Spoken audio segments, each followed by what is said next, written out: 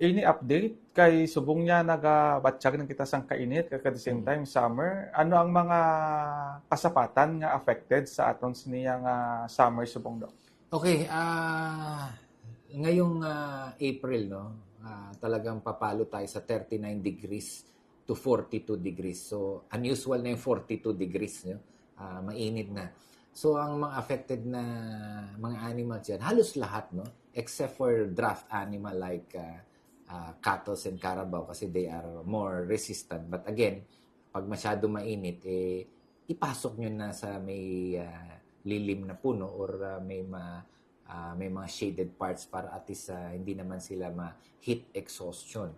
Likewise naman sa mga poultry, alam natin na ang manok ay mainit na yung katawan nila, no? Kung madagdagan pa yan ng init, pwede silang magkaroon ng tinatawag natin na parang atake sa puso na bigla na lang silang magkirig-kirig. So, dapat meron silang water palagi and ang ventilation ng ating mga kulungan sa manok is maganda.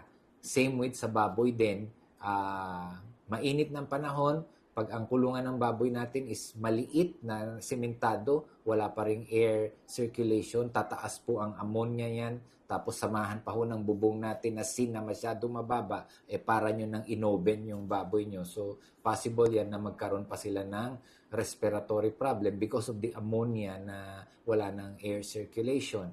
Then, sa ating mga pets, no, sa aso, need talaga na merong malinis na water sa kanilang cage. Then ang cage nila sana po ay nakaposition po sa shaded parts, no?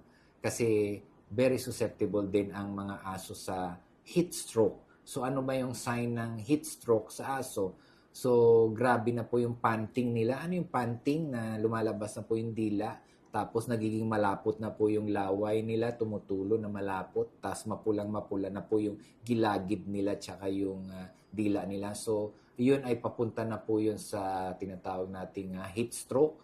Anong dapat gawin? Kung may ganun na tayo, dapat tanggalin niya sa shaded part, tapos painumin po ng tubig.